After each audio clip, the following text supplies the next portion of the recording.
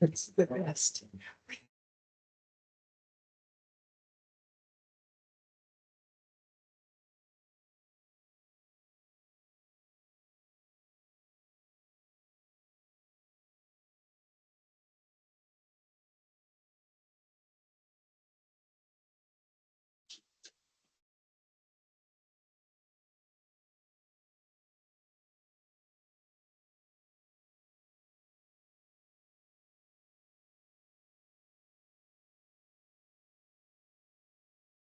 Am I done?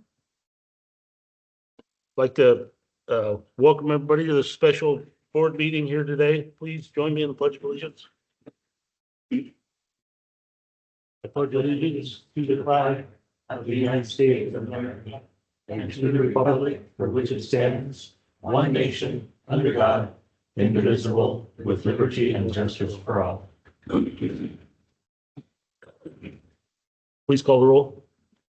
Director Cicada, Here. Director Thomas, I am here.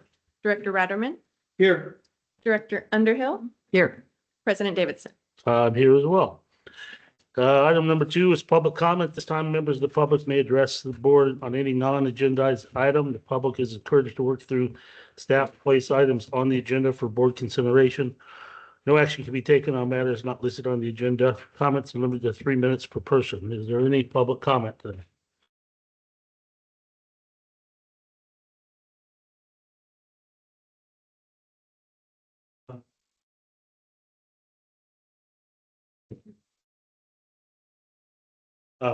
Good afternoon. I'm already kind of moved on here and already attending meetings in other counties.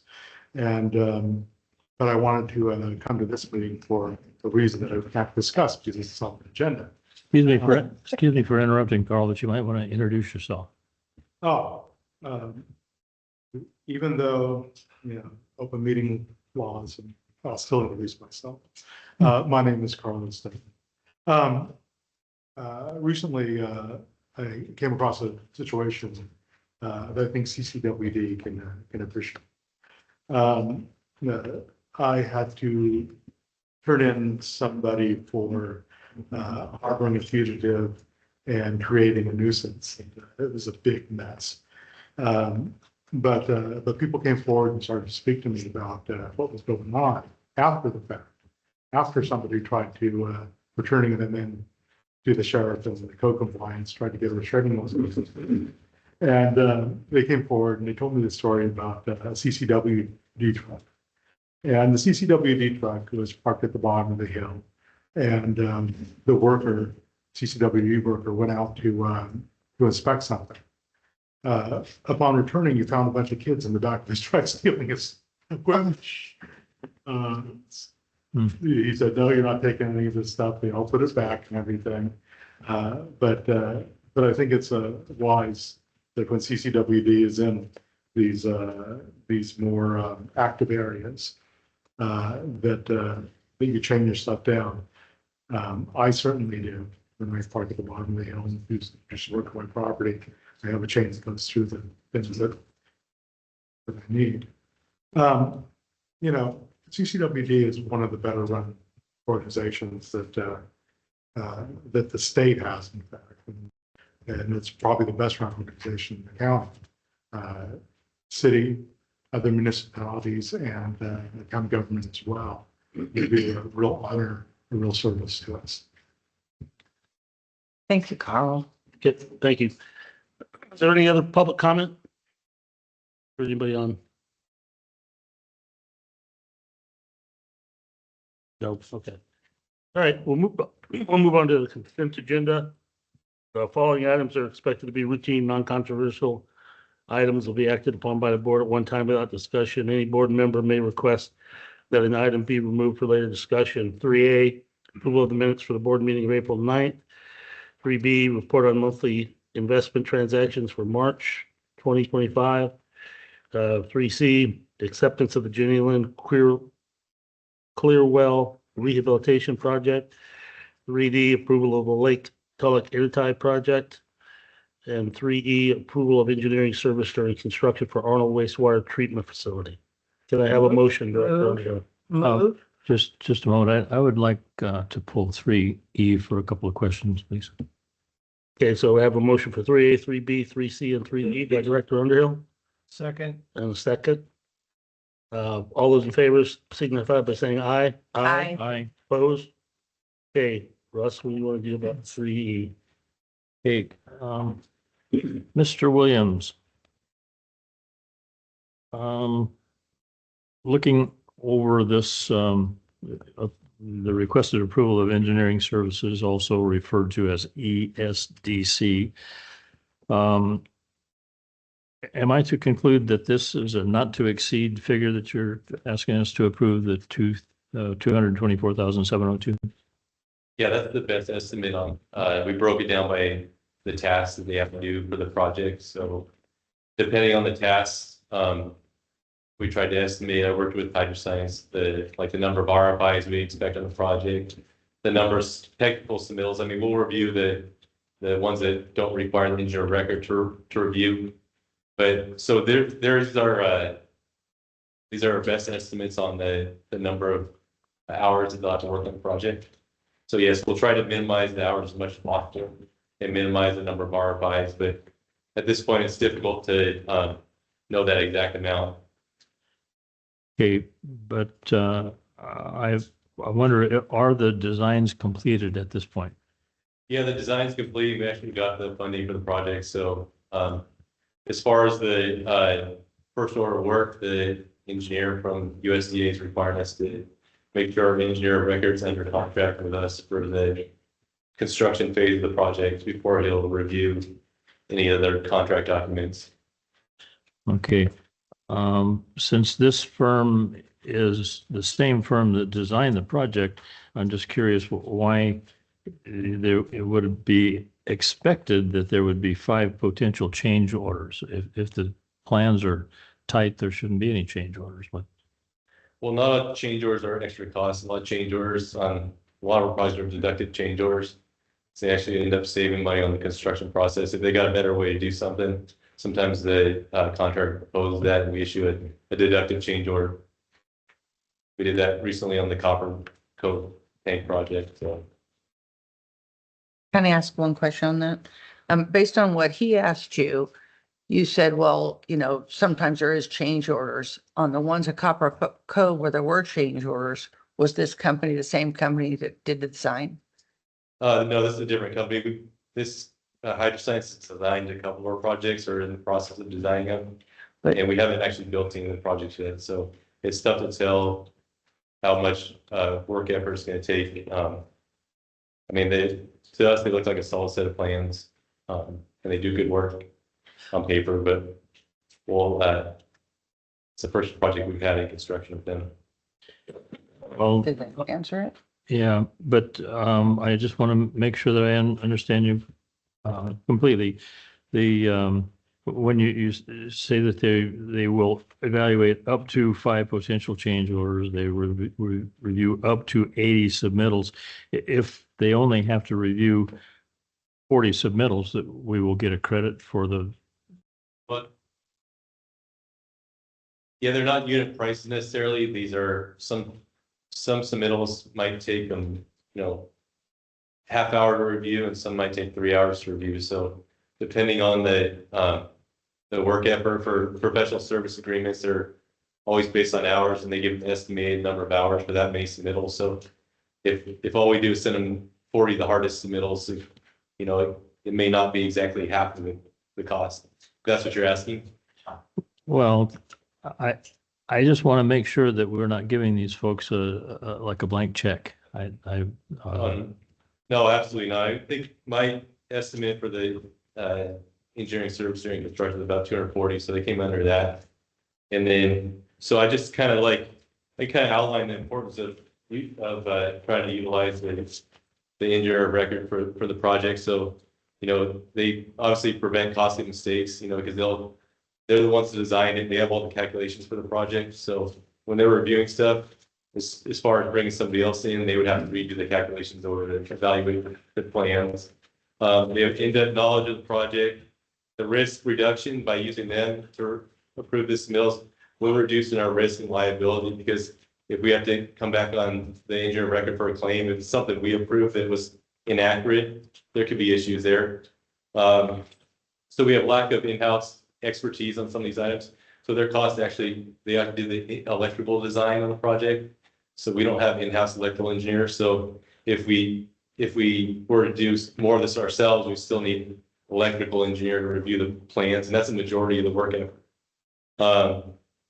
So it's a complex project, and the USDA expects to have the engineer of record involved with the project. That was part of their requirement for USDA funding. Okay. All right. Well, you've answered my questions, or maybe other board questions. Are there any other questions? Can we have a motion for approval? Okay, Second. with motion second, Yes, second. pardon? I second Okay. Bertha's motion. All right, all those in favor signify by saying aye. I, Opposed? Motion carries. Thank you, Kevin. Thank you. Okay, we'll move on to new business. Discussion action to proceed with tax exempt bond financing of various water capital projects. Jeffrey Meyer.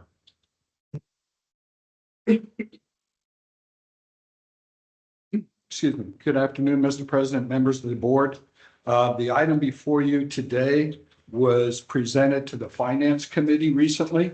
And the presentation that you're about to hear from Eric Scriven of NHA and Todd Smith of Hilltop was also presented to the Finance Committee. The item before you is discussion and direction to proceed with tax exempt bond financing to various water projects.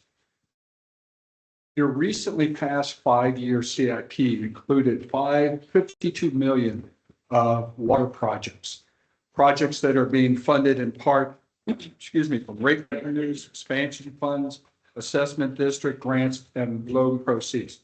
Some of those loan proceeds are the existing water loan that we have. Now, in the recent rate study that was completed, on the water side, that rate study included the issuance of $16.5 million of new debt in fiscal year 25, 26. And this is the item that is before you today to proceed with issuance of debt. Now, even if we may issue debt this year, next year is when the debt service payments would start. And that's what the actual rate study anticipated. Initially, or tentatively at this point, we've identified 3 projects: the Lake Tulloch Intertie Project, Copper Cove Zone BC Transmission Pipeline and Pump Stations, and Evetts Pass Sawmill Tank. Total of these projects is $18.75 million, of which there will be about $1.25 million of expansion funds used to fund these projects, $1 million from the former Capital R&R Fund, and $16.5 million of bond proceeds. When a district issues debt, we utilize a finance team. That finance team includes a municipal advisor, an underwriter, and bond counsel. We are using Eric Scriven of NHA Advisors as our municipal advisor, Todd Smith at Hilltop Securities. These 2 gentlemen have worked with the district in the past and have done a number of financing packages with us and done a great job of doing so. The issuance also includes bond counsel. I've spoken at length with Eric Scriven as to what the best path is on bond counsel. He issued an RFP for this process, and they came up with 3 different individuals and companies, and the top firm as far as price is concerned is Best and Krieger, and Danny Kim is the individual who represents that firm. I have not worked with Danny in the past, but I know him, and I've reached out to a number of individuals in the industry, and he comes very highly regarded. So we are going to need bond counsel to complete this process. And one of the requests that I have of you today is to provide direction on the selection of bond counsel. Kutak Rock and, oh, I'm sorry. Fulbright Rose was another item, another response. Their costs were extremely high. Kutak Rock was, when looking at this, you have different costs associated with private placement or public offering. Private placement obviously is a little less work involved, and BB and K came up with a quote of $25,000 for private placement, and Kutak Rock was at $35,000. When you look at a public offering, there's a substantially more work that has been done. And Kutak Rock came in at $55,000. BB and K came in at 65 or 67.5. Eric reached out to BB and K, and they agreed to match the Kutak Rock. So if we either go with private placement or public offering, BB and K tend to have the lower prices for at least the private placement, and share the lower price with Kutak Rock on public offering. There is two types of financing, and I referred to private placement and I referred to public offering. I'm just going to give you a high level overview, and Eric and Todd are going to dive into the deeper end. Private placement is just like going out to a bank and getting a loan for your house. We use a municipal advisor and the underwriter. They in turn go ahead and reach out and get quotes, the best quotes possible, and then you go ahead and you issue debt. We did that for the 2022 loans for both the water and sewer CIP. Public offering is a little bit more involved. We haven't done one of those since the early 2000s. And Director Underhill was actually, and Director Davidson were around for that one. I was talking to Eric Scriven, and he was part of that process when we issued public debt. It's a little bit more involved. You have to obviously get a rating, for put together a preliminary and official statement, a lot more involved. But generally you do get lower rates. And when I say generally, that is up until the last 2-3 weeks. And I'll let Todd and Eric get into that scenario in itself. And then you can see some of that in your PowerPoint presentation in front of you. But 2-3 weeks ago, when the stock market took a dive and people were looking to move their assets into treasuries, which is usually a risk-free environment, that did not happen. In fact, treasury prices dropped. And when treasury prices drop, yields go up. And the market in that area was a shift of nearly 50 basis points within 2-3 days in bonds. That shift has subsided a little bit, but it's still relatively high in the public offering, and there's a lot of volatility involved. And again, Eric and Todd will get into that. I will come back afterwards, but my goal here is to get direction from your board to proceed with the 16 million water infrastructure financing and finalize the financing team. And one other point to make, and this is will also be. What? Oh, geez. Well, there we go. It was just a balloon. Hey, that happened for emphasis. I coordinated that. But the main reason that we need to move ahead quickly on this financing is there's a bid that was received regarding the Copper Cove Zone BC transmission pipeline and pump station. It is good for 90 days, although we can look for an extension. But we want to make sure that we have adequate funding available to proceed with that project. So at this point, unless you have any questions, I'd like to introduce Eric Scriven of NHA and Todd Smith of Hilltop Securities. Jeff, before they proceed, are they going to present a PowerPoint on the, Yes, sir. is it the same one we have here? Yes, sir. Okay. Because I don't want to touch those balloons. They're kind of in my way on that TV. But we'll leave them there. Leave the balloons alone. Funny. Okay. Can you hear me? Yes. Great. Good afternoon, President of the Board Davidson, members of the board, and a special hello to Director Underhill. I'm going to try to share my screen right now. I think that. Good. Is that coming up? Yes. Great. We've got about 10 slides here to go through, and I think Jeff has gone through quite a bit of it, the early part of the slideshow. So we're going to just move along and get to the crux of the matter as far as the differences between public offering and private placement and some of the results that we see in the marketplace right now. And then Todd's going to go into a little more detail with respect to what's going on in the market and kind of the decision before the board right now.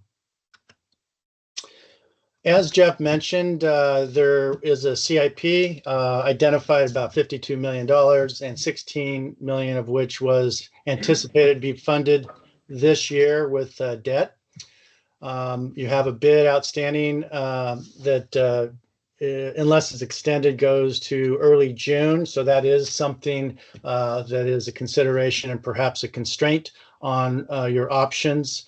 And what we're going to do here is just get right into the differences between the two methods of issuing debt, either a private placement or a public offering. So the key considerations between the two are interest cost, flexibility, and the timing to secure the funding. Going back to the securing, the timing is important because we would not want or anticipate the board awarding a multi-million-dollar contract without having funds either in the bank and ready to expend, or at least a clear path to knowing those funds are in the bank. Therefore, the timing is very important. Public offering, as Jeff mentioned, is a very involved process. You have a lot more effort, particularly with the professionals, but also upon staff to document the legal structure. There is a disclosure document that goes out to investors. And then, of course, there is a credit rating. So the credit documentation is also takes a fair amount of time. Usually you'll see interest rates lower than direct placements, but that sometimes flips or is very, very close and comparable between the two. Right now is one of those times where we're seeing a very thin margin between the two. So really, public offering is a much more involved process. There's higher costs of issuance. You can go out to 30 years where that's options not necessarily available for private placement with the bank. So going over to the advantages for the direct placement, usually it's with the bank. Just to be very straightforward with it, there is no public credit rating. There is no disclosure document that goes to investors. You do have more flexibility to prepay that type of a loan earlier. And there's no costs with respect to all the other efforts for credit, disclosure, and underwriting.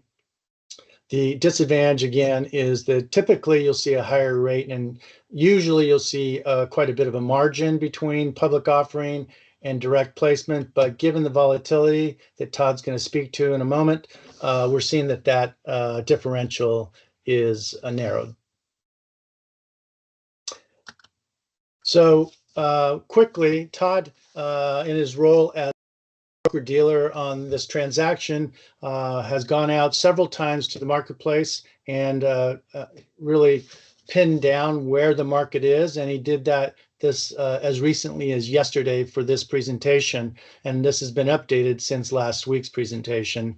And what he found was that a polling of various banks that are interested in doing a 20-year transaction, which is the transaction that the district desires, you would have a all-in interest cost of about 4.86%.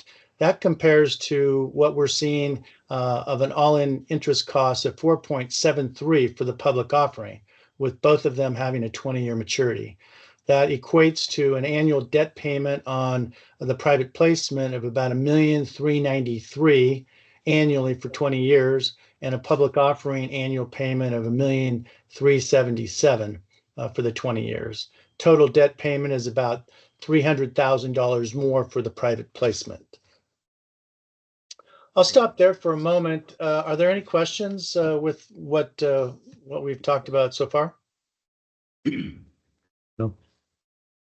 Not at this time. So looking at what the district's current debt profile is, we wanted to show that you have 4 issues. They're all bank loans or a USDA loan outstanding. And we want to show that for those 4 payments in aggregate, you have about a $2 million, a little under $2 million annual payment. You'll see that that dotted orange line is the requirement that the district needs to produce net revenues to remain compliant with those investors that own those bonds. That is your coverage covenant, and the district has covenanted and promised to maintain net revenues, which is defined as gross revenues less all of your maintenance and operations costs to equal a net revenue figure. The district has promised to keep a 125% number above the existing debt aggregate debt payments. So that orange dotted line is your required coverage amount of net revenue that you need to produce each year. What we wanted to show is that that solid orange line at the very top is what you are producing currently for your net revenues. So the white area between the dotted orange line and the solid orange line is really the capacity that this district has to issue additional debt.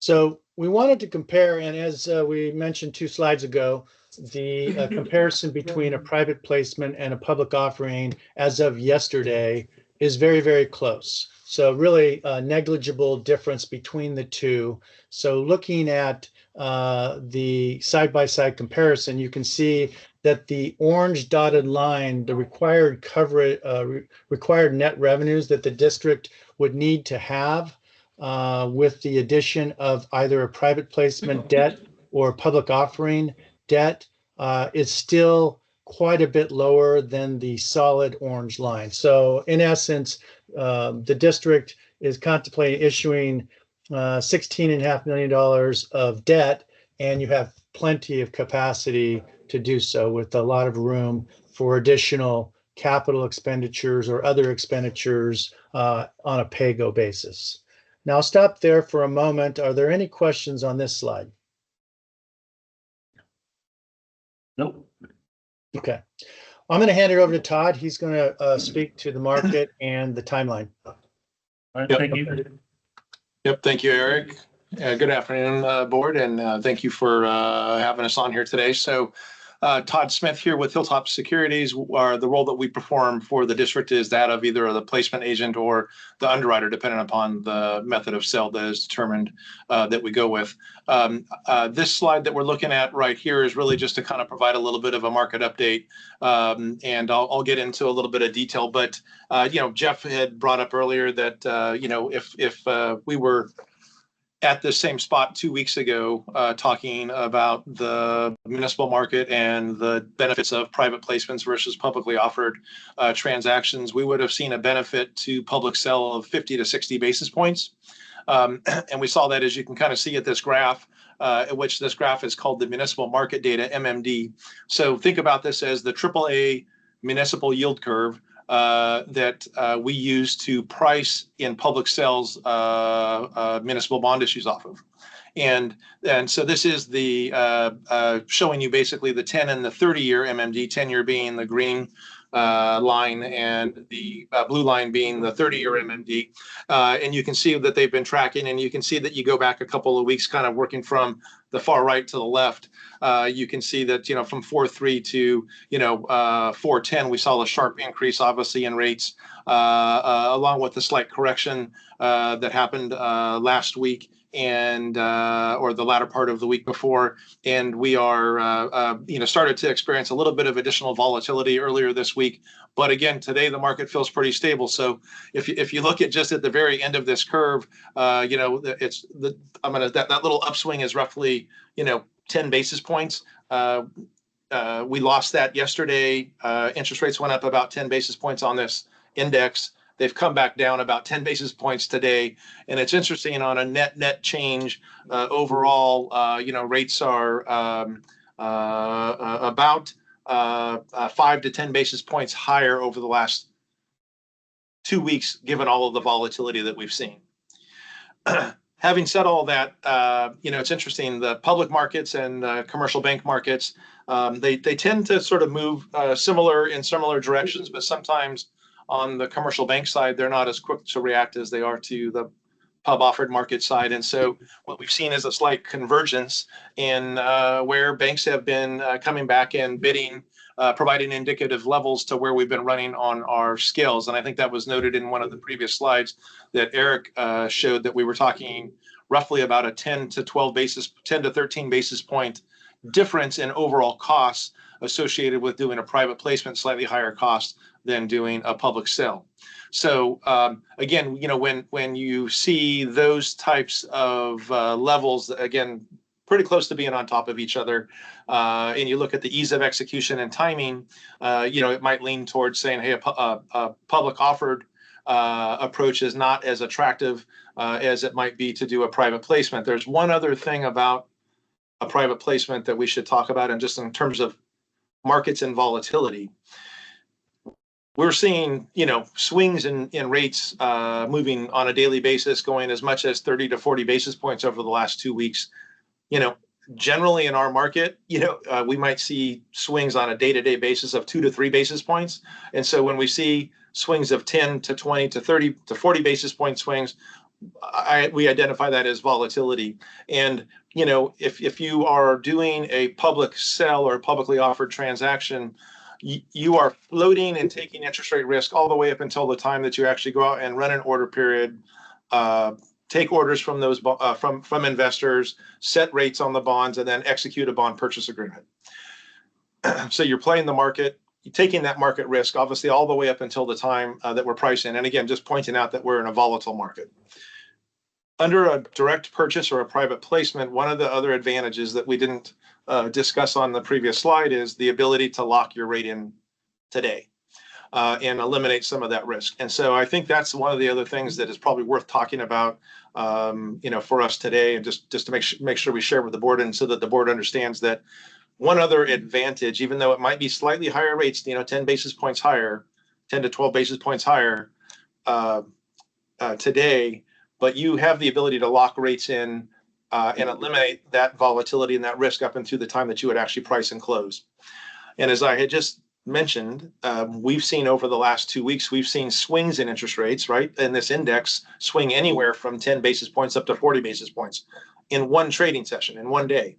And so I say that just because it might help frame where we sit today and frame, hey, is a 10 basis point additional cost to do it in a private placement, when measured to the volatility, does it make sense to lock rates today? And so that's one of the things I think, is up for your consideration to discuss. And I'll stop there for a second to see if anyone has any questions. Yeah, I got a quick question. The locking the rates in is an advantage of the public offering or the private offering? To the private offering. Yeah. Okay. Yeah. So a public offering, you're gonna be at risk until we actually put the preliminary official statement out to investors. They have usually 7 to 10 days to review that. And then we run an order period, 7 to 10 days later after that OS has come out, and investors then come in for their orders. And that's when your actual rates are set. Whereas under a private placement, we could negotiate and lock rates 30 days earlier, as example. I have one question, probably directed to Jeff more than Mr. Scriven, but this the contractor that is sitting waiting for authorization to proceed, the $9 million contract. If we told this contractor that we're anticipating, going out for a public offering and it might take another 30 to 45 days or something, I mean, he would certainly have the opportunity to say, well, wait a minute, I'm looking at volatility in my market too. I need another 5%, which if that my calculation, he would add $450,000 to that $9 million contract. So, I mean, we can't be talking exclusively about the advantages of one financing opportunity versus the other. We also have to throw in the very real possibility that we may not have a $9 million contract.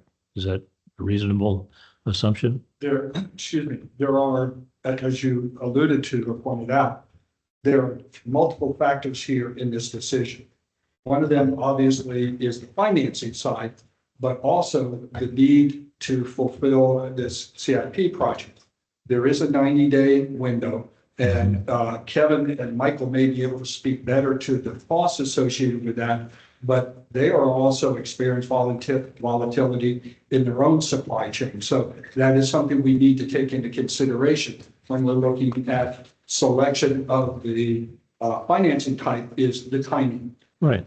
And we'll know more about that as it gets closer. We know the contractor, the apparent low bidder is flexible in terms of, willing to consider that in a time extension, and we'll have to see if there's any adjustment on the cost. But yeah, that is a consideration. What $9 million project are we talking about specifically here? Copper sea tank transmission line project. It's one of the water projects that's listed in the list of projects to be financed here. But I think, again, that's one of the considerations here. But I think, long term, what's the smartest financial move for the district here is the primary consideration. Okay, thank you. Shall we Any other continue? questions on the market? You probably don't need to continue asking that. If there's questions, I think every one of us will jump right in. Right, yeah. So moving in, thank you. So moving into the financing timeline, we are, as was just noted, obviously a private placement process does have the ability to move more quickly. The publicly offered process typically requires a little bit of additional time, just because of the fact that you're going through a rating process as well as producing a preliminary official statement, and you also need to provide time to market that preliminary official statement out to investors, run the order period, effectively price the bonds, and then close a couple weeks later. And so that's really the differential in the timing. Under the private placement process, again, we have been out talking with banks, 4 to 5 banks. We typically put together an RFP that goes out to those banks, and the banks will respond back. But if we did do that, I would say that adds a couple of weeks, 2 to 3 weeks time frame. I would say that at this point in time, we have been discussing with existing lenders of the district, as well as a few additional lenders that are very familiar with Calaveras County and in this service area and are active lenders in this region that have expressed interest in the transactions. So we've been, as Eric had mentioned earlier, I think I've been out to the banks now 3 or 4 times and solicited indicative rates, as well as provided them, information related to debt service coverage, the district's historical audits, the rate study, rate cost study that was completed in 2023. So they've got all of that sort of diligence information. And so these banks that have come back to us have provided basically indicative levels and have also indicated their desire to want to lend to the district. So I think we definitely have some birds in the hand, if you want to call it that. We have opportunities to move quickly under the private placement side. And then on the public offered side, again, We did see an improvement in the market today. We do see that the calendar is starting to load back up for public sales, meaning that maybe there's some confidence being felt in both the issuer side as well as the buy side of the market. We don't know what, if I wish I had a crystal ball and could say, hey, here's what's going to transpire over the course of the next, 35 to 60 days or 45 to 60 days. But we can manage some of that volatility with a private placement by locking in rates. But again, if I might come in with a different, not even call it a recommendation, but a different attitude if we were talking about spread relationships of a private placement to a publicly offered that were 50 to 60 basis points, clearly providing, significant benefit to go one direction and so forth, where you've got the ability to have movements in markets that, could work against you, but still be, still end up on a net basis at 30 or 40 basis points better, right? On execution. But here we're pretty much right on top of each other. And so those are the things I think that are important for the board to consider. I'm going to take this slide and then hand it back to Jeff for the last slide. This really has been discussed already by Jeff, but just to amplify the point for the financing team, the district and Jeff particularly, and your general manager as well, and others are managing us as the consultants. We're the municipal advisor. Bond Disclosure Council that has been RFP'd, the placement agent or underwriter, which is essentially the broker dealer, Hilltop Securities. There would be a trustee if this was a public offering, and then there would perhaps be other entities if there was a public offering, like a bond insurance company and a rating agency, those types of contacts. So with that, I will head to the last slide and hand it back to Jeff. Excuse me. One of the things that was, one of the things that was not discussed in detail is post-issuance of debt. Yep. And in a private placement, well, let me back up a second. Public offering, you have to have ongoing disclosure documents prepared, generally by a third party, posted to the federal sites. And so you're up to date. That's a requirement that comes out in your official documents, and that takes money. In a private placement, what the banks want is a copy of your audit on an annual basis. We provide that to them, they review it, and that's pretty much it. So ongoing private placement is less money as far as maintaining than a public offering. It could be as much as $2,000 a year on the public offer side as far as ongoing costs. And the last thing you want to do is fall out of compliance in a public offering. The other component here is, as Todd said, is the work leading up to it. A public offering is significantly more work for both staff and the NHA, the municipal advisors and underwriters, and their costs go up. Now, one of the things I pointed out under financial consideration in the staff report, on the low end, we're looking at about $230,000 of delivery costs on a private placement. That also includes costs associated with the bank, because they also have their own bond counsel to look over.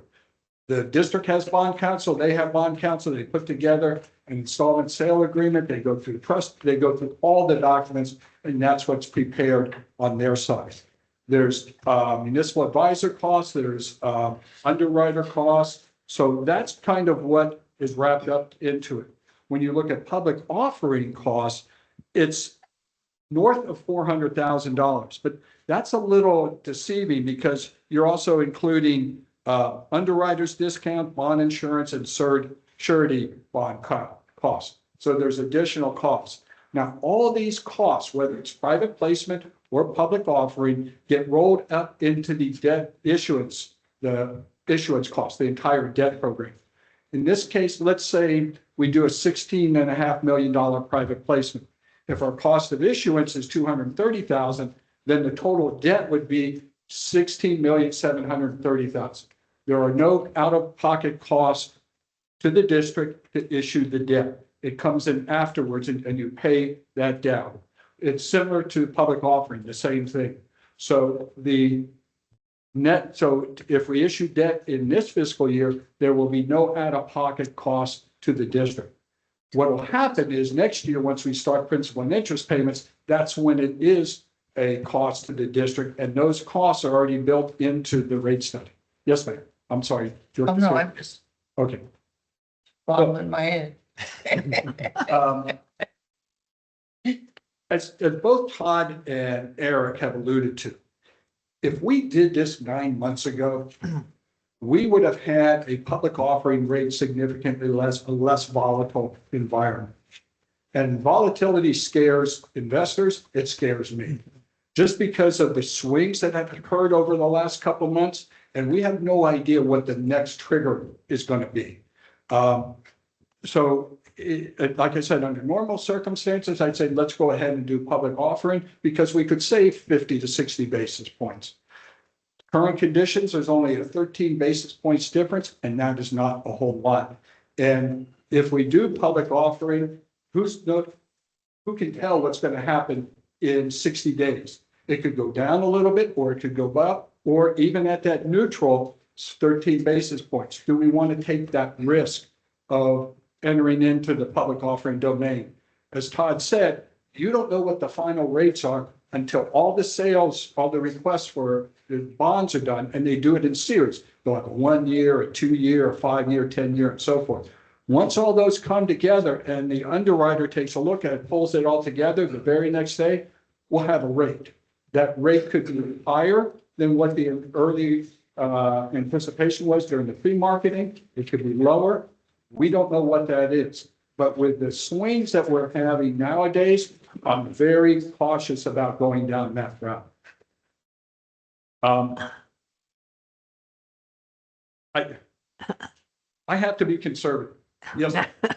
I just, not that this has anything to do with what we're talking about, but the last time we issued debt, what did we do? Was it public or private? Private placement. We did private placement. Yeah, the last time we issued public offering was in your early 2000s. Was I here? Yes, you were. It was 2004. Yeah, we refinanced our debt. Yeah.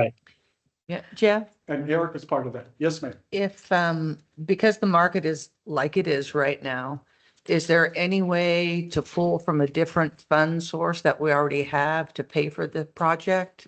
And then consider getting, doing this debt service next year for the following fiscal year?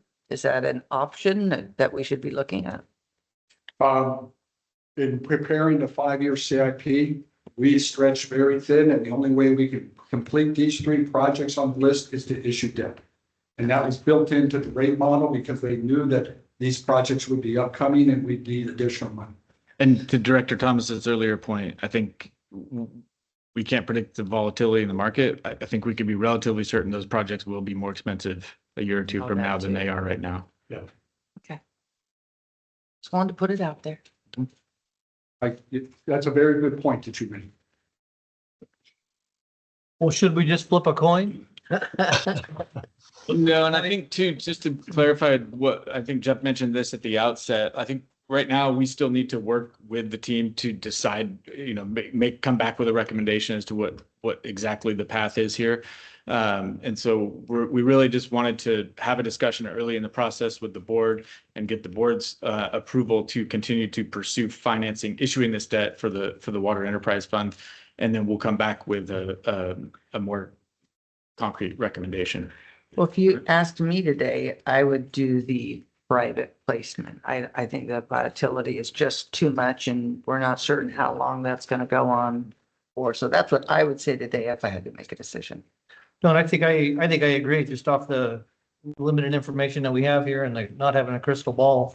But the ability to lock in a rate, it's $230,000 versus 430 according to staff report.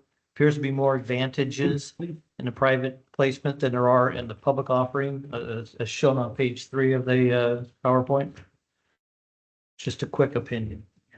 So when will we hear back? as Todd mentioned, he's been discussing with banks and they're already starting to run credit reviews of us. We could be back on May 7th with the authorization to go forward with a funding package.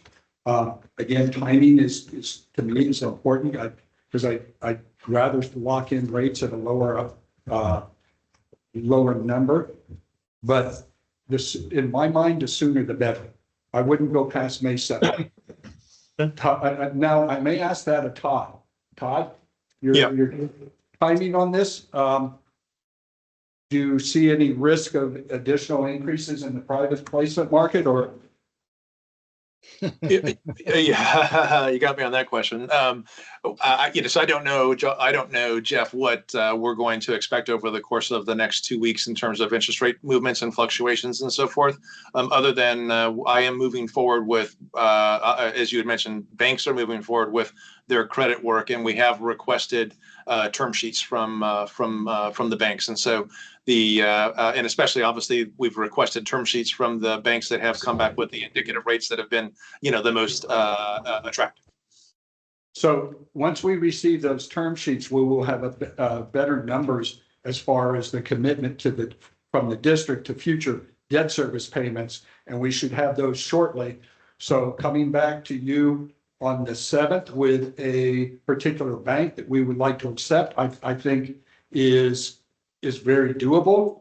And if we want to go forward with public offering, we would know at that particular point in time, and we'd know that the timeline would start ticking as far as all the additional work we would have to do. Okay.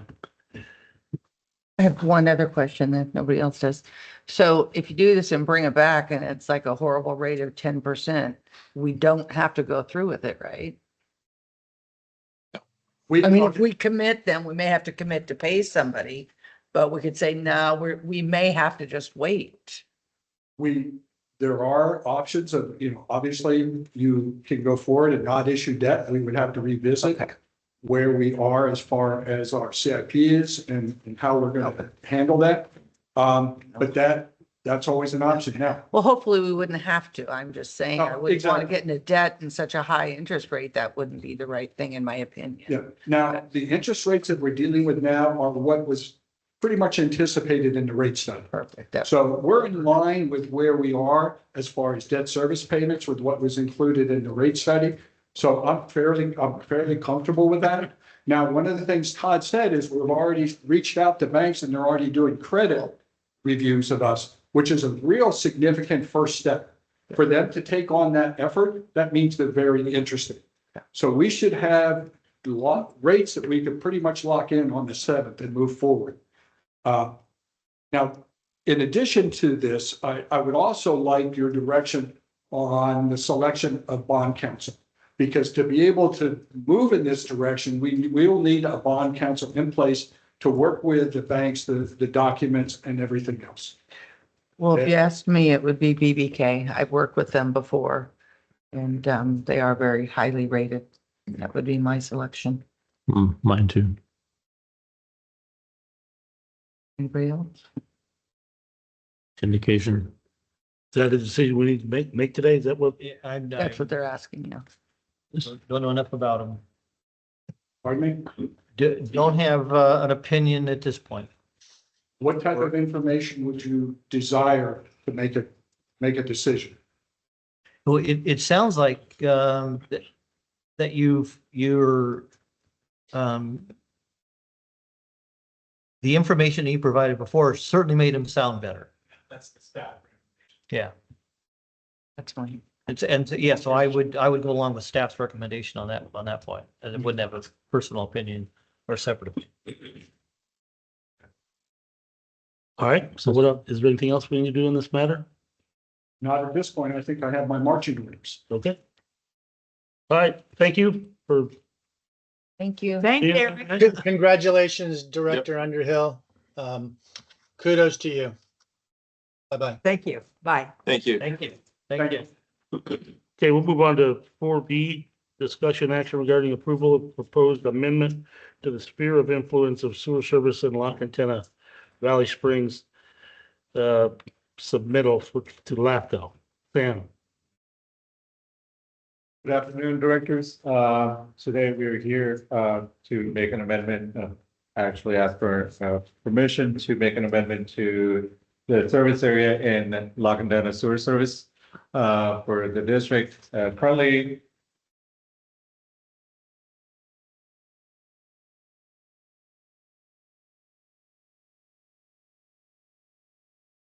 Again, same question, Sam, is what's going to appear on the TV up there the same thing we have in front of us? yes, sir. Okay. It's the same, that's exactly the same thing. We're in. So as you can see in the presentation, it shows the map on the first page. One in the pink is the current existing service area that we have, that the district serves. And blue is where the project is being proposed with the Gentleland Elementary School District. Gentleland Elementary School that allows us to run the force main along Highway 26 and then Bertha all the way down to bits of the Lago, where the tie-in would happen, and that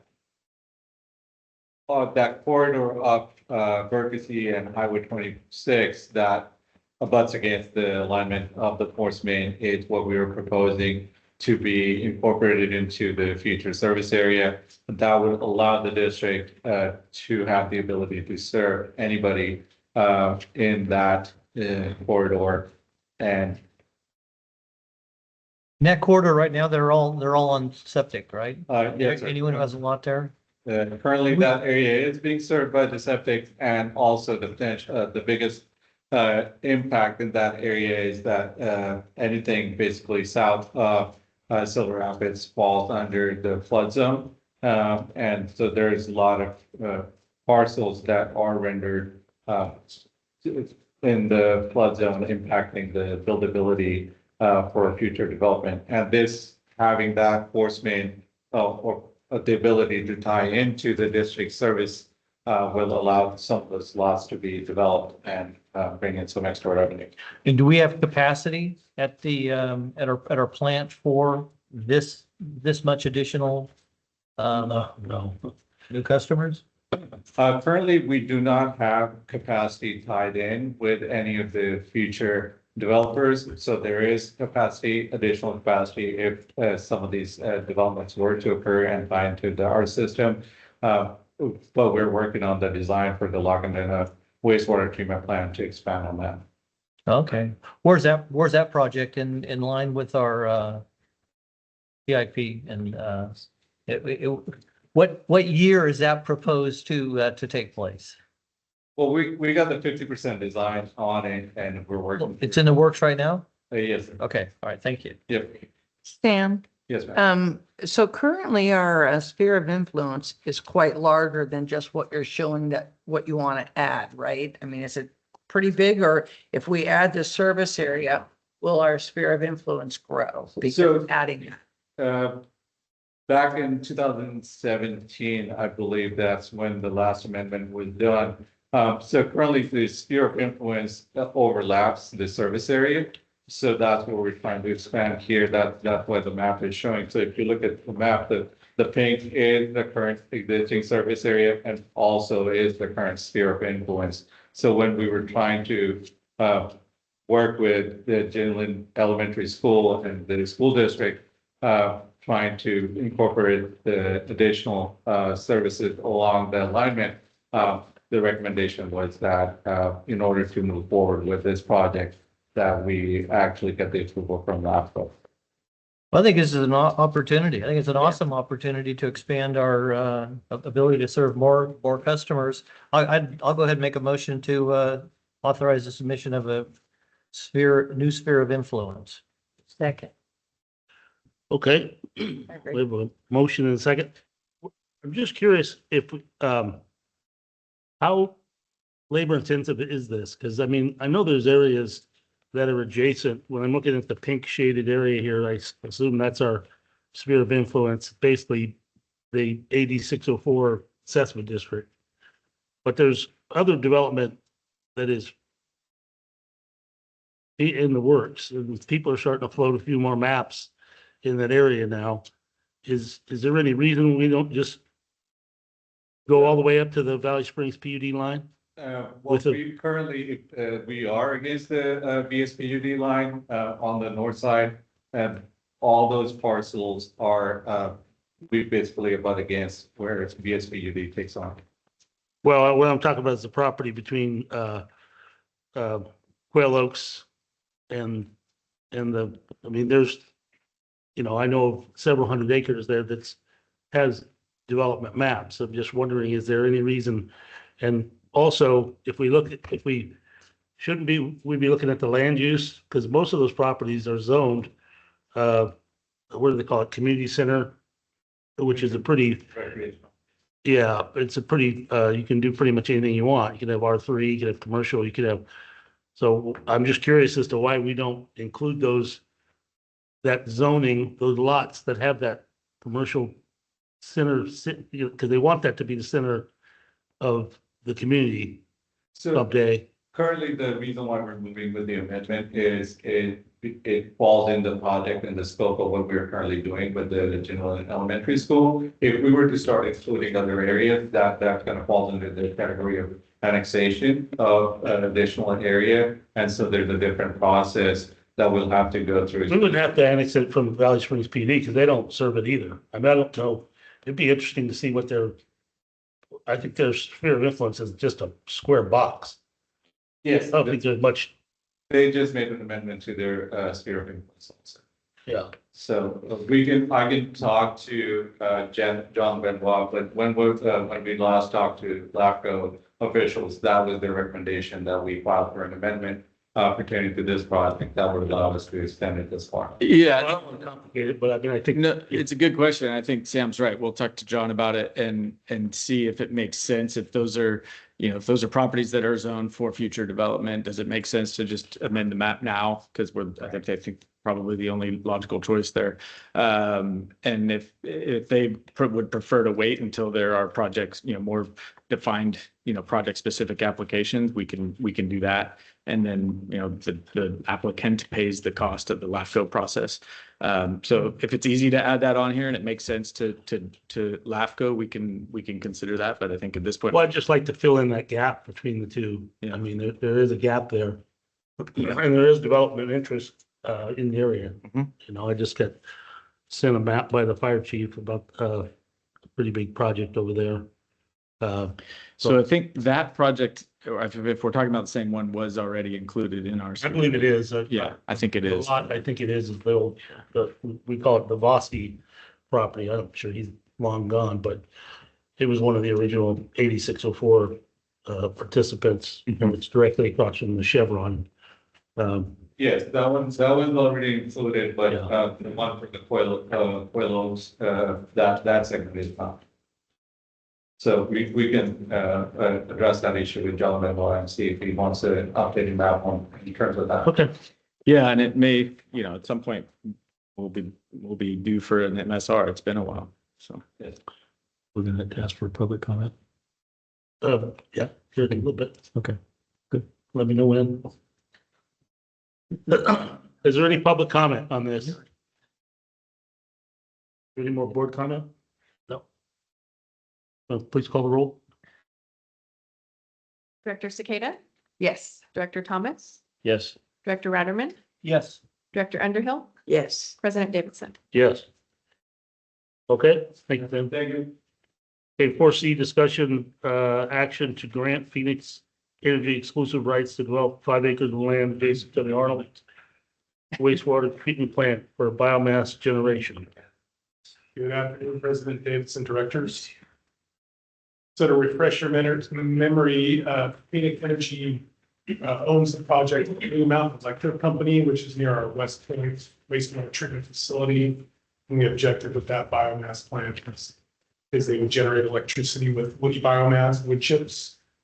And we in turn would provide them with our wastewater method, which they could use in the cooling process and potentially sprinkle some biosolids on top of those wood chips to generate electricity. This project creates jobs for the community, and it allows us to grab a hold of some electricity that could potentially benefit us in many ways in the waste plant. So recently, Phoenix received $438,000 in planning money through Sierra Jobs First. to analyze the viability of a similar project at the Arnold wastewater treatment plant. To complete this assessment, though, they need an interconnection agreement with PG&E. They need to understand the requirements of that. And in order to enter into this analysis with PG&E, they need to show authority over the property. And so what we're asking you to approve here is a letter that essentially gives Phoenix Energy the approval for 1 year to exclusive rights to look at the property from this perspective.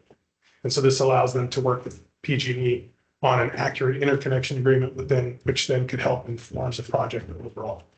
So that's really the ask is a 1 year analysis for the viability of a project that would be similar in scope to the project at West Point. Okay. A question. Phoenix Energy has been around for a while, you know, trying to get in, Yeah, serving us in some capacity. that's And right. so what we're doing is giving them just 1 year. A year for the analysis. So A that year doesn't mean that the project wouldn't, there still would be questions that need to be answered potentially. And there still would be more analysis that would have to happen, but this does provide them with quite a bit of time to look into whether or not a biomass facility, small, like 3 megawatt facility, somewhere near that, 3.9 would work in all. It should be, I think it would be enough time for that assessment. Yeah, and then the other project we're working with on Phoenix, the one that's been going on for a much longer time, is the West Point project. So close to starting construction on that one. This is a separate, because of the, all of the different benefits that we see in that West Point project and all the potential there to help, protect the community from severe wildfire risk. We want to use that as a model and replicate that. And Arnold was the next logical choice. And so this is the start of the planning phase for Arnold. And we're looking to break the speed record for the West Point project, which was, I think, 13 years, somewhere along those lines. And so we think we got a shot at it. Because the question that I had was the surrounding community with a localized source of electricity, but you're bringing PG&E in there. I mean, this is.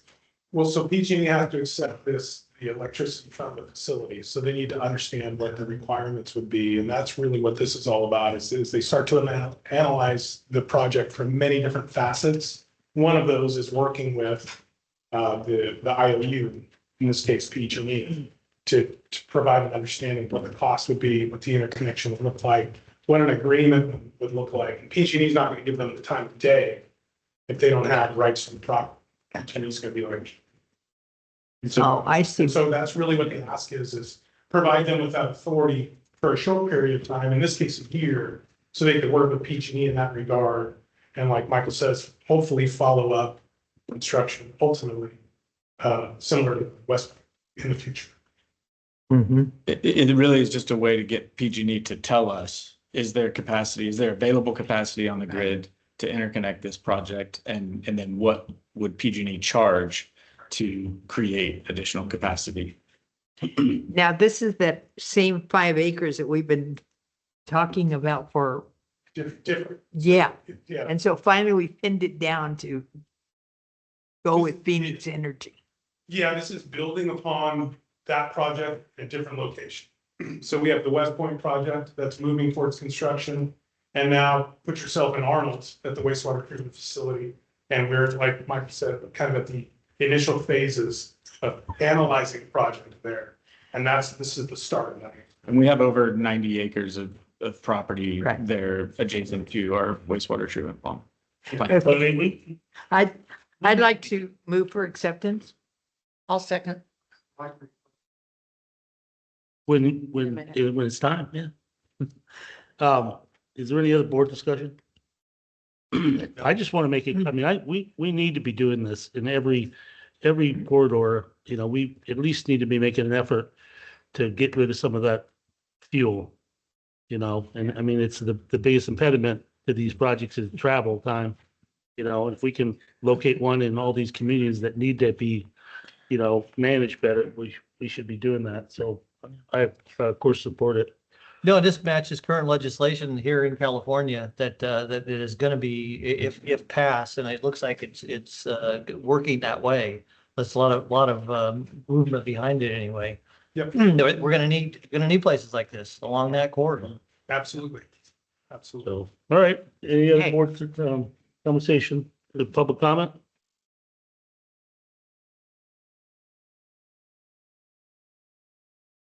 Agree that you need projects like this. I agree that you need it on the Highway 4 corridor. The only problem, I don't see a synergy between these water district facilities and a biomass plant, because I think they're just far too close to habited areas, too close to communities. Generally in Calaveras County, we don't get a lot of public response unless you're raising the rates. But my concern is the impact it's going to have on those very local communities, whether it's fire danger, whether it's increased traffic. And, they're going to have an environmental impact report. Generally, nobody comments on this environmental impact reports. Hopefully somebody will take this on and look at it. And because I don't know where this plant is in Arnold. There are a lot more concerns that have been addressed by the public through the environmental impact reports. These projects inhabit. So. All good questions. Good comment. And like I said, we're at the very beginning of what is the term now, the concept of a plan? We're at the beginning of the planning phase, but if the project moves forward, we're sort of at the feasibility stage right now. If the project moves forward, it would certainly be subject to environmental review. There would be a lot of public outreach and a public process there, just like the one in West Point. They actually went through CEQA twice for that project. So all of that would be to come if once we select a site and if the project moves forward, there would be a lot of environmental review and public process there. All right, anything else? Any other public comment? Please call the roll. Director Cicada, Yes. Director Thomas, Yes. Director Ratterman, Yes. Director Underhill, Yes. President Davidson. Yes. Thank you.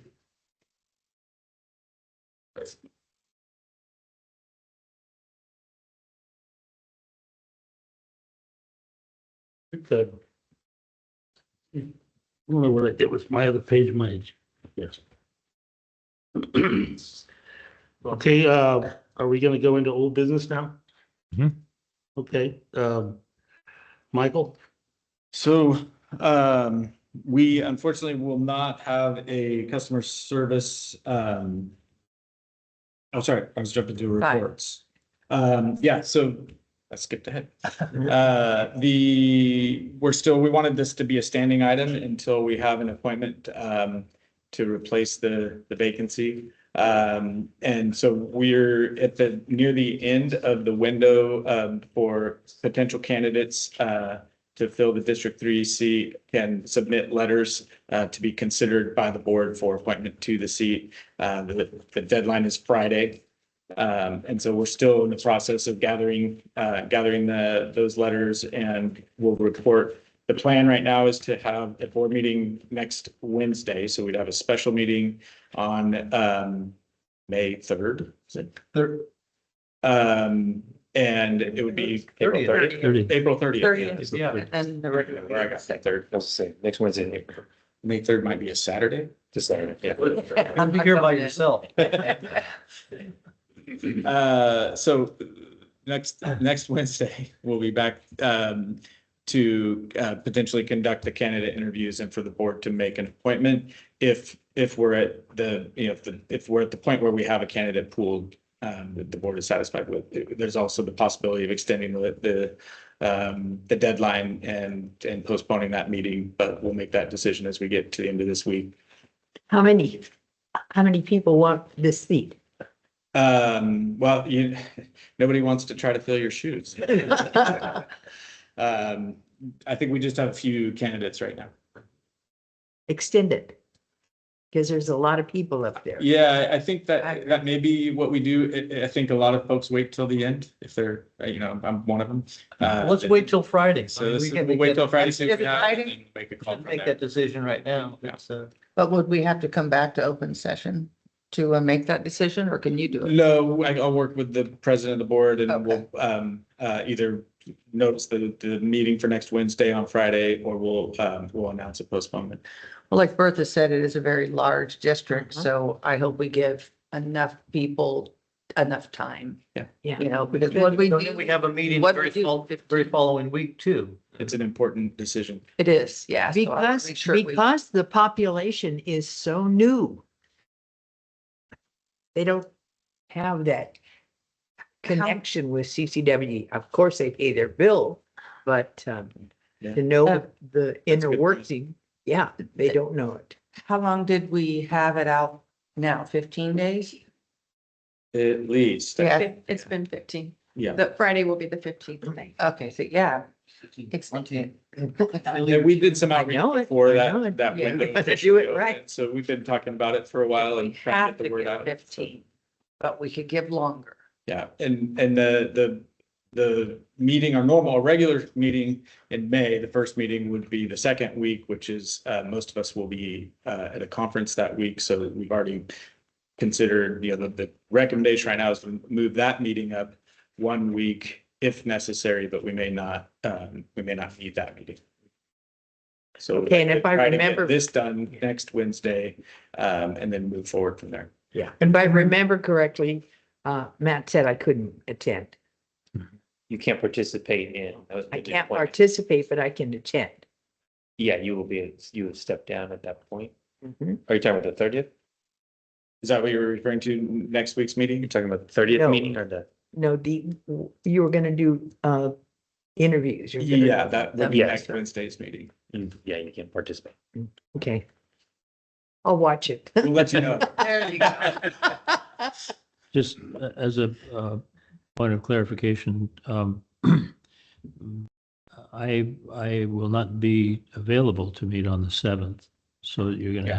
have a fairly small pool of directors. Yeah. That's part of what was driving the timeline here, was to Oh. make sure, I think it's important to have all four of the remaining directors here. It's such an important decision, and so we wanted to try to capture that time window. But it's also, so important that if need be, we'll extend it and do what we have to do. But all Okay. four of us would be here on the 30th. If we do get a couple more candidates this week, today, tomorrow, Friday, then the four of us will be available on the 30th. Yes. Yeah. Okay, and it's just the 7th that, which is already a special meeting anyway. And we could do a special meeting a week after that, as far as that goes, Our I president wouldn't- could declare. I wouldn't be here, but there's still the three of you, so So that's we- okay. Yeah, I think we we're looking worked for through all the four. schedules here with the directors, so that's why we picked this timeline. But Okay. we'll see if we can make it work. Hopefully we get a flood. All right. That's what I hope. Okay, so how about the general manager report? All right. Oh, wait, one more, before we leave that item, we did get a list of the questions emailed to us and they're in print here in front of us. We could talk about that. I like the four questions that are there. We last meeting, we talked about maybe having up to 10, but I think this would be I think we're good. certainly enough to get an idea of what our candidates, Exactly. candidates standing in front of us answers these four questions. I think we're good enough to make a decision. I agree. So a few updates. One positive announcement is that we have placed an order this week for what we call a SAF. It's suspended air flotation device. Gotta be careful here when I start using engineering terms. It's a big step to buy that piece of equipment. It took a lot of work to get to this point. So this is really the first actual construction activity that we will see on the Copper Cove wastewater treatment plant project that is partially funded by the Army Corps of Engineers. So up until now, it's been a tremendous amount of advocacy and lobbying, and then engineering and design and environmental review. in coordination with the Corps. And we actually bought something this week. So With their money. felt really good. Well, our money, but it is part of the local match. So the Army Corps has committed to $13.2 million for that project. We have a 25% local match, so we'll count. It's part of our in-kind contribution towards the project. Well, I know that we have already used some of our money, but make the announcement when we spend some of their money. That will be an even bigger announcement. Yeah. That money is in the bank, and we're working. It's a very challenging process, even just to get the approval to spend that money, even though it's already been appropriated in federal budgets. But we're working through now updating what we call the letter report, which is sort of the written plan for how the money gets spent and which partner pays for which part. We also have to do an amended project partnership agreement between us and the Army Corps, and that takes time to work its way through the bureaucracy. And then we were just told, I guess the flip side of that news is there's been a lot of turnover, like at all federal agencies these days. There's been a lot of turnover at the Corps, and so we've been told to not expect a return of the approval of those documents anywhere near the timeline we had previously expected. So we will unfortunately be on hold for approval of those documents. Those documents are important because that's what will allow the Corps to then issue an award of construction contract for the bulk of the project. But we're still doing everything we can to push that process forward, and we have the request in right now for an additional $3.1 million in funding for that project. I think another note on that project is the suspended air flotation device is a really important piece of equipment. It's essentially a pre-treatment process for the filter, the tertiary filter that we have out there right now. And I think it says a lot about our construction crew, the fact that we have the confidence in them to install this piece of equipment. It's a relatively complex installation, and we had the confidence in our crew to be able to do that work. And the Corps was comfortable with us doing that as part of our in-kind contribution as well. So I just wanted to note that installing that equipment with in-house staff, and not every water agency would sign up to do that. So I think we're just really grateful for the talent that we have in the operations department down under Damon and Pat and Roger and the whole construction crew and the treatment plant operators that we have in Copper as well. Are obviously going to have a lot to say about that. So it's just a credit to our crew that we would even be confident to sign up to do that work. Yeah, we're Is very it- blessed to have them. Is it intricate? They certainly won't let me do it.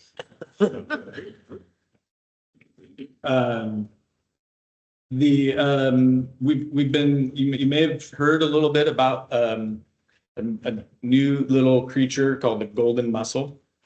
I just want to kind of flag it for now. We'll probably be back before the board in the near future with an agenda item to talk about this in more detail. It's a small mussel. It's an invasive species. It is more invasive than the other invasive mussels that we've dealt with for years in California.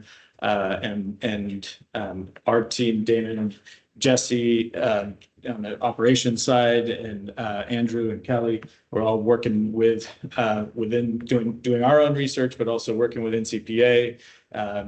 Damon has started a great chat between us and EID and Tridam and East Bay Mud and PG&E, other agencies that are dealing with the same issue. And we're all trying to figure out how this is going to impact our higher elevation lakes and what type of restrictions might we need to impose on those high elevation lakes. You probably have already heard a lot of the low elevation lakes have already seen pretty stringent Pardee and restrictions imposed. Comanche.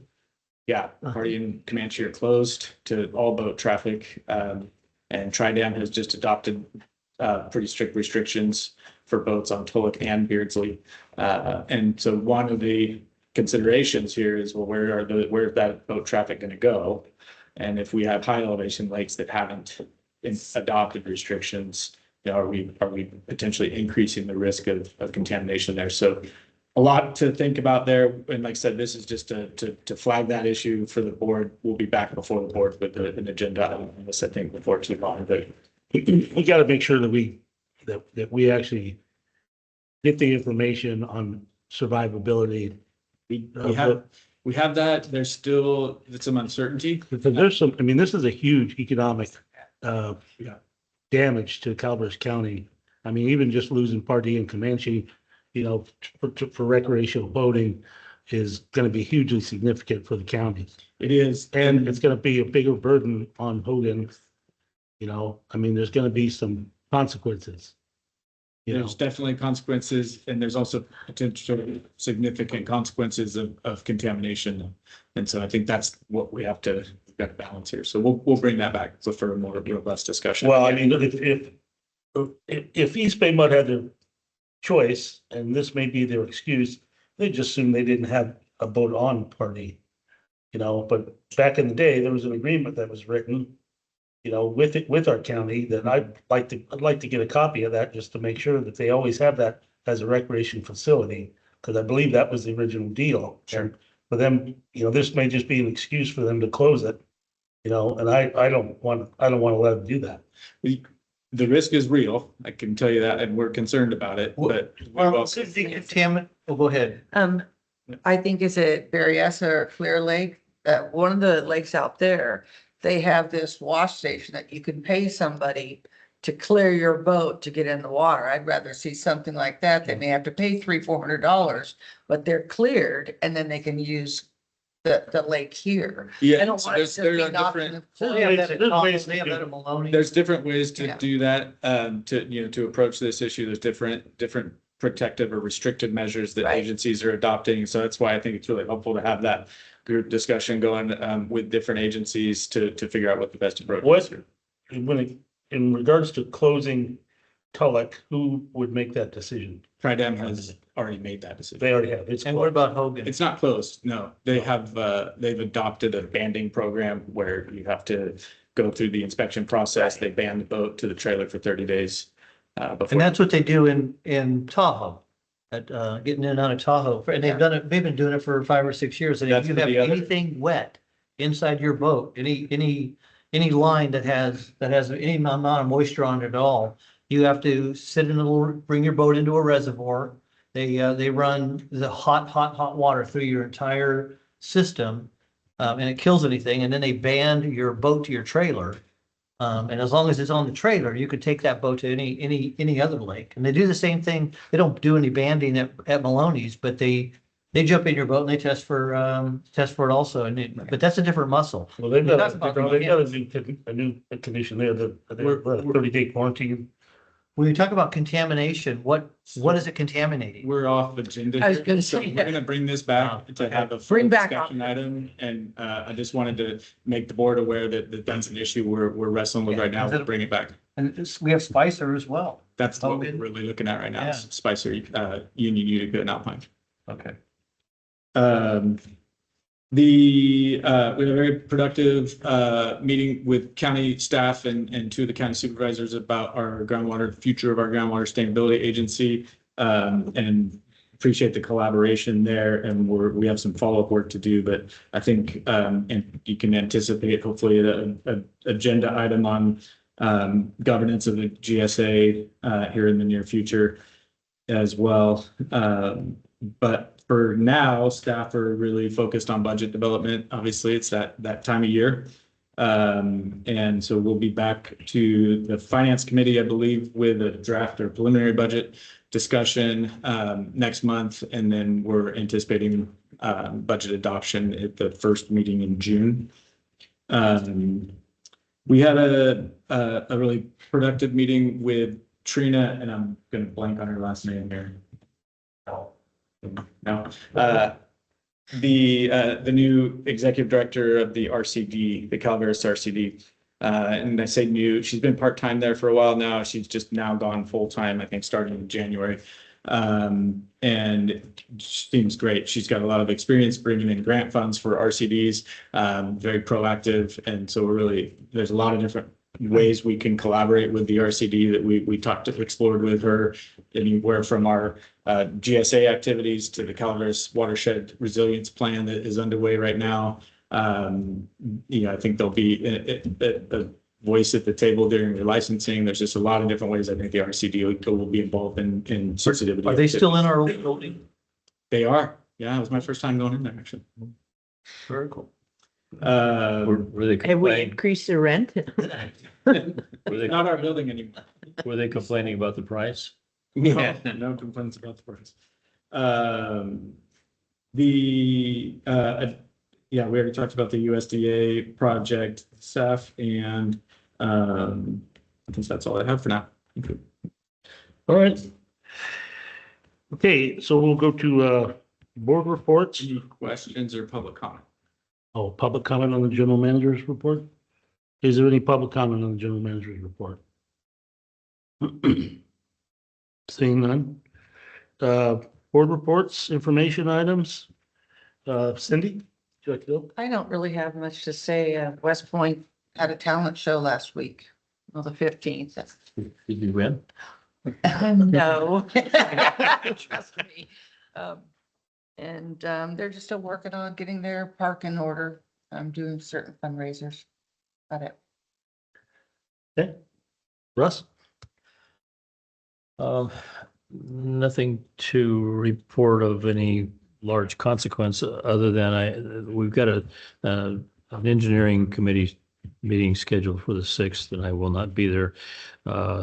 Director Cicada says she can fill in as the alternate for that meeting. And I'll be hopefully seeing some of you at the Aqua Conference in Monterey. All right. Director Adam?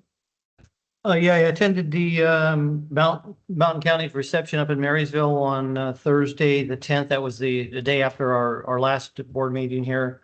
And then the following morning on Friday, the 11th, we had our Mountain County's meeting at the Yuba Water Agency. I will be attending the Aqua Conference, and the Aqua JPIA Summit is on Monday and Tuesday of that week. If anyone's going, I'd encourage you to, we're going to start, the JPIA is going to start doing a little bit more in-depth projects because our last ones we did last year were so successful and there was a demand.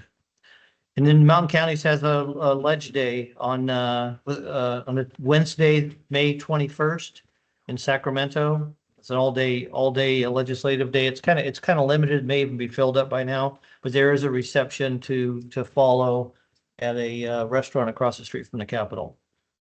That's all I got. All right. Director Underhill? Yes, I don't know if you have heard. Today is my last meeting. It is. Really? We're gonna have more on that a little later. Where are you going? We do have an agenda item on that. And so just so everybody knows, we will be adjourning to closed session here, but we will be, when we return from closed session, we always report out from closed session. But we do have another open session item on the agenda after closed session. So It's called more new business. Shouldn't it be like old business? I wouldn't dare. Are we supposed to roast her?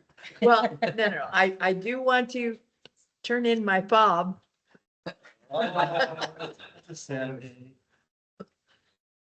That's all. All right, well, we'll return with more about Bertha. Director Underhill. Okay, just to be clear, we're gonna go into closed session. We'll come back out. We shouldn't be too long. We're going for 4 o'clock, right? Okay. To be back in here. Pardon? We're gonna be back in here at 4 o'clock after the closed session. At 4 o'clock? I hope not. Yeah, That's we just should the be game. adjourning the open session by 4 o'clock. Maybe there was public comment on no business. On old business. Not like to be public comment. On 5A. Did we skip that? Yeah, we didn't do that on the board seat info. Yeah. Oh, sure. I thought we did ask for public comment. Go ahead, Scott. I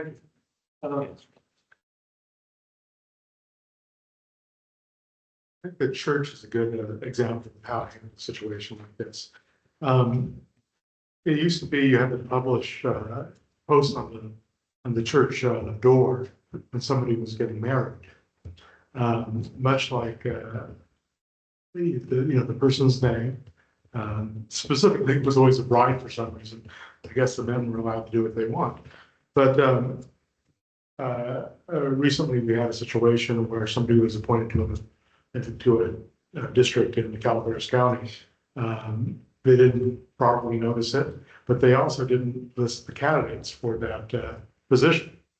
It would be a good idea, a very good idea, that you actually do a press release of who is going to be who has applied for this position and is eligible for consideration. Also make sure, I don't know what the 4 questions are you have there are, but I have a few questions should be added in as well. With that, thank you very much for the comment on this. Michael, would there be any public comment for his situation to ask a candidate? Yeah, it'll be a public board meeting. So they could ask a candidate a question? Well, they can't necessarily ask again, they can comment at the Yeah. board meeting, so. Yeah, but it's important for the public to know who the candidates are. That's why you give a press release before the meeting. You don't just put it in the agenda, because people aren't going to see the agenda. There might be somebody with some issues. Well, we'll see who blows the smoke up the chimney first, the Vatican or the Calvin. Yeah. All right. So anyway, we will adjourn then into closed session and we'll be returning here shortly. Did you say the next board meeting? You may have. No, I did not. It's okay. We did kind of cover it already. I think so, yeah. Special meeting.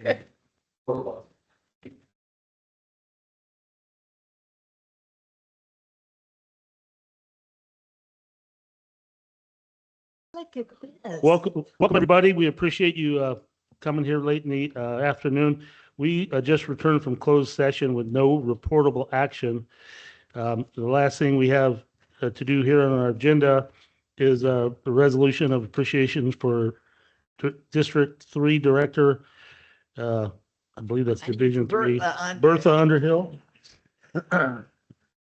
So if I can, I'd like to read this to Bertha. This is a resolution. It says, whereas Bertha has served on the Calaveras County Water District Board from 2001 to 2009, and again from 2014 to 2025, dedicating her time and energy to ensuring the availability of clean, reliable water for our community. And whereas her commitment to the service has been matched only by her ability to bring good cheer even to the most complex water policy and financing discussions. Whereas Bertha's unwavering enthusiasm for community service has been evident in every drop of effort she has contributed, making waves of positive impact across District 3. And whereas, because of Bertha Underhill's lengthy and stellar performance as the Director of Division 3, many feel someone will eventually fill her seat, but Bertha will never be replaced. Whereas her ability to foster collaboration with and build strong relationships with local agencies has greatly benefited the district and its residents. And whereas you could always count on Bertha to provide a status of the weather up at Ebbets Pass and car shows and a little everything else that was up there, especially during the wintry months. And now, therefore, be it resolved that the Board of Directors of Calaveras County Water District commends Bertha Underhill for many years as a board director. May your new life and marriage be rewarding and filled with joy. And then I don't know if I'll be able to do this quite right, but congratulations on this beautiful new chapter.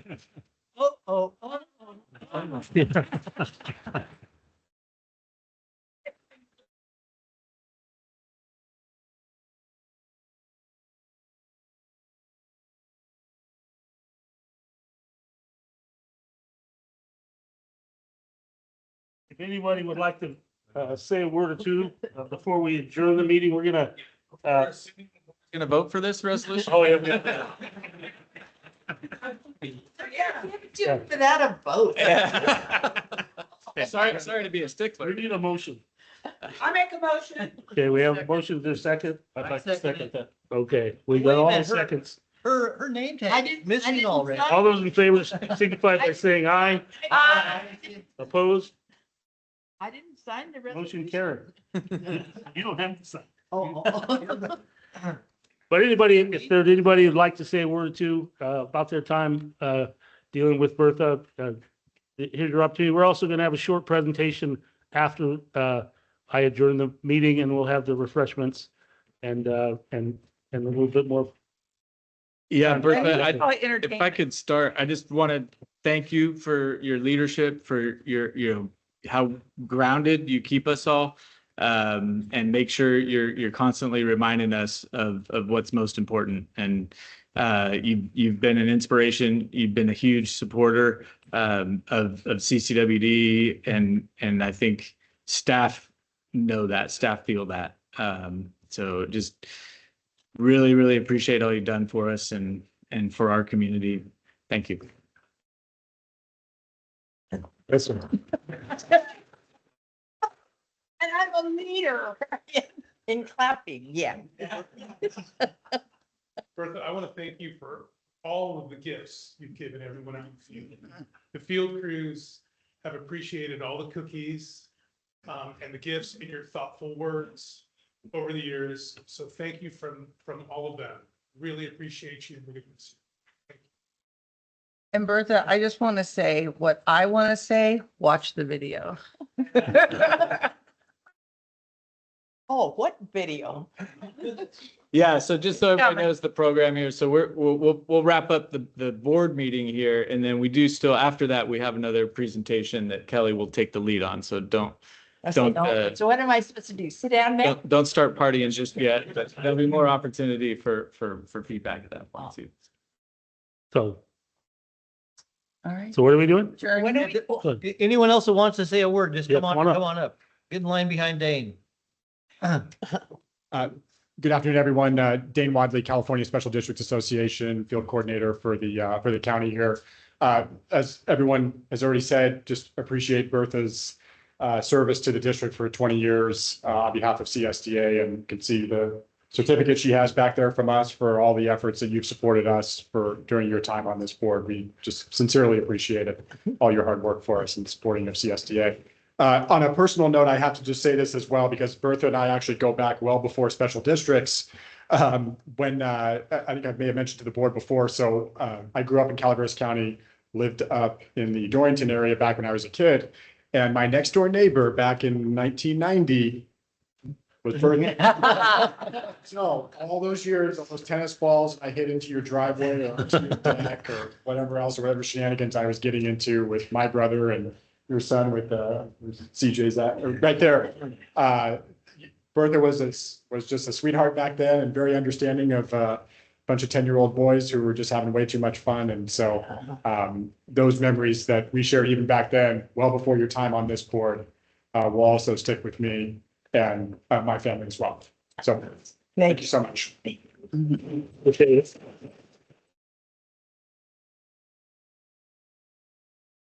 I just want to tell you how proud I am of you. When I was a little kid, you told me if something in your community is bothering you, that you need to get involved. You've done that with CCWD for a long, long time. And even when your constituents had their pitchforks out, you handled it with grace. Yes. And you've been a great example for leaders in this county for years and years, and I love you, and I'm very proud of you.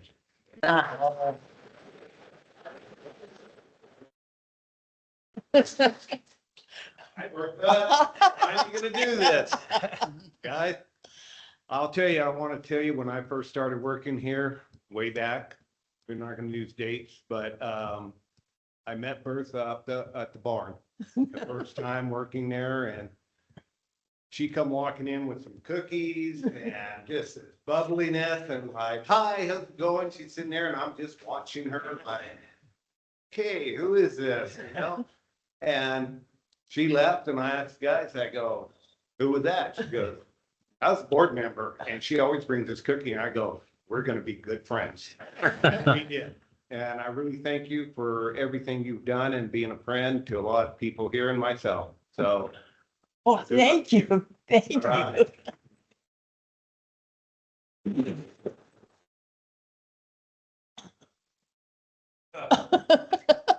Hello.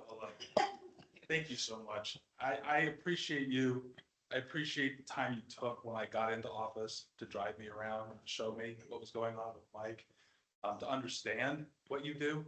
I think the more people that understand actually what you all do is I didn't know until I got into this position, to be perfectly honest. And I just really wanted to thank you and take a couple minutes just to say, yeah, I think you're tremendous and good luck in your life going forward. Thank you for everything that you've done and all the people that you've served over the years. I've been out since early this morning. I've got a very high-powered location manager from a Hollywood film that's looking for our filming locations in our area. He's sitting in the parking lot in my car right now. I was like, I'm gonna go see Bertha. You're gonna have to. So we're in Bring him in. camp, and I'm driving down San Andreas. It's like, you're just gonna have to sit in the car for a couple minutes. I just need to see Bertha and say thank you. So thank you. I'm not gonna stay long, but I just really wanted to be here to be able to celebrate you. Oh, thank you so much. Thank you.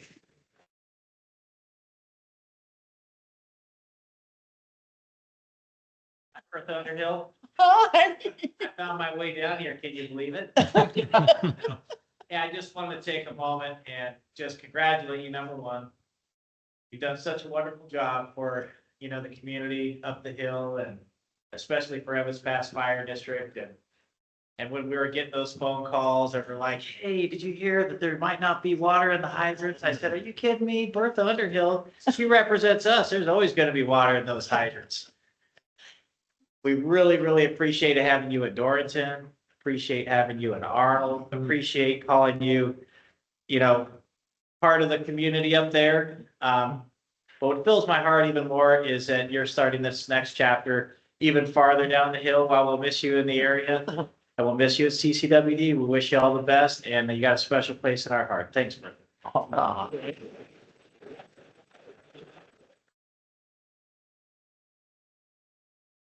Hi, Gary. Hi, Bertha. We've known each other for many, many years. Oh. Yes, and we've been very good friends.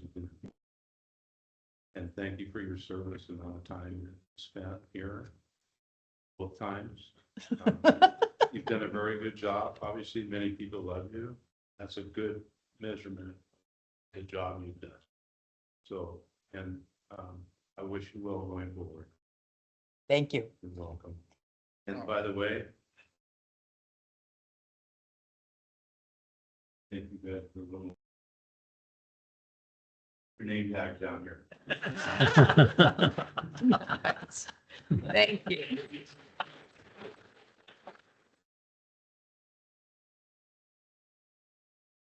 Anybody else? I just want to make one quick statement about Bertha. I mean, Bertha was showing up at meetings several years before she ran for office. And it's really something I think it kind of showed me, but her and I were coming to these meetings, in the 2000s, along with her friend Patty Shires, who used to write entire newspaper articles about how bad the district was operating. Literally, sometimes she'd fill in 4 or 5 pages of a full-blown newspaper talking about how bad it was. And Bertha, she stood up, and I was stupid enough to stand up as well. But throughout those years, one thing I think is really important, you know how like the NRA has like a list of people that vote their way? Bertha, 99% of the time, voted my way. And that other 1%, I know she knew she was wrong. But I just really appreciate her like a family member. Thank you for everything.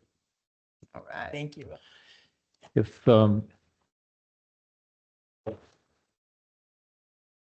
Doug Murray, you want to come up and explain why you're doing this to us?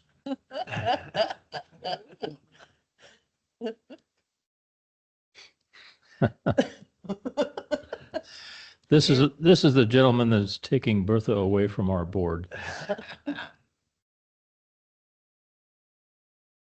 Well, I'm sorry to take Bertha away from you all. I have important things for her to do.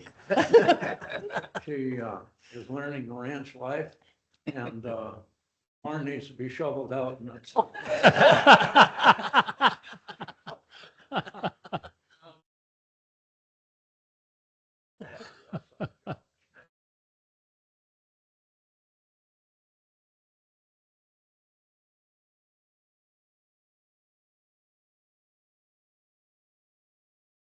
Yeah. Is that a wrap then for the meeting? No, wait. I have some couple comments for my partner sitting next to me. I've really become good friends with Bertha. And I found out that almost everyone that she knows becomes a good friend of Bertha, which she has a personality that is magnetic and knows how to talk to people as well. It's been a pleasure to serve with her, and I think I'm a better person because of it. Thank you, Bertha. All right.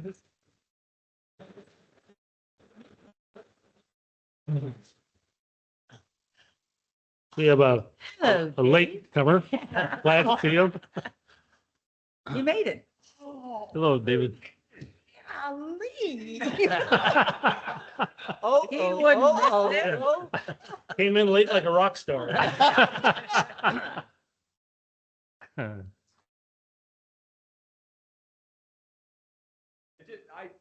I just have to say, thank you to Michael for inviting me, and I just this is an amazing chat in here, and you know, a lot of the people here around the community.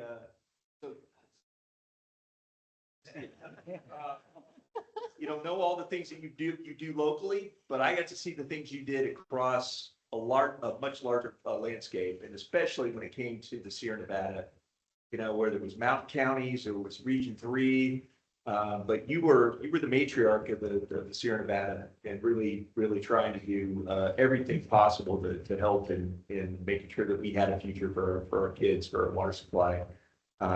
You know, I learned and grew up learning from you and John Fraser and all the work you did in Barbara Balin, and you know, and I followed here, and then to get to do it with you here, and for the amazing people of this county, and nobody did a better job of connecting me with the people that we serve in the Highway 4 corridor. I think you called me almost every day, which was a great thing. Because I knew exactly where you stood, and your heart was always in doing whatever you could to help the people here. And Bertha, it was some of the best times of my professional career, my life, to be able to work with you. And the thing about it, you're just so genuine. And you know, after I left CCWD, you never forgot me. I always got letters and notes to kind things, messages from you, and it meant the world. I still kept most of those, and including the little frog you gave me when I came in that I put in my garden. So thank you for all you've done for me and my family, and you'll always be one of those special person in my life. Thank you. Well.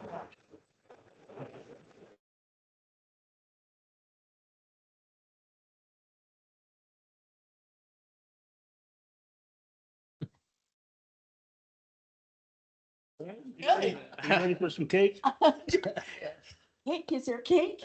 Yeah, so once we adjourn, Kelly, should we take a quick break first, or should we jump right into it? Where's Kelly? Okay. Well, we're gonna adjourn the meeting, right? Yeah, let's do Okay, that. the meeting's adjourned, but we're gonna have a little presentation here. Unless there's anybody else that wants to say.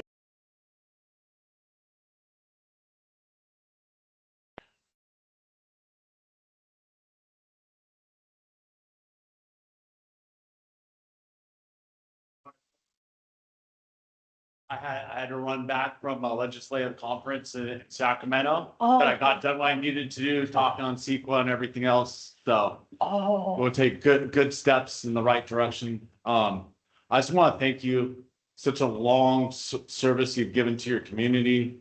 You're going out on your terms, which is a good thing. And you know, your thought for how you govern was always steady and not just thoughtful, but you have heart into what you do. And that shows with the birthday card I got every year as an employee, even back when after I just started, after your short hiatus, you know, right away you started sending birthday cards, and you know, that really touches the heart. You know, you're in touch with people out there, even if you don't see them every day. Thank you. And you know, someone's gonna have a hard time filling that seat because there aren't many people out there with the heart that you have. Wow, thank you. Thank you. Thank you. Okay, with that, we'll adjourn the meeting and we'll have a little presentation here in a second.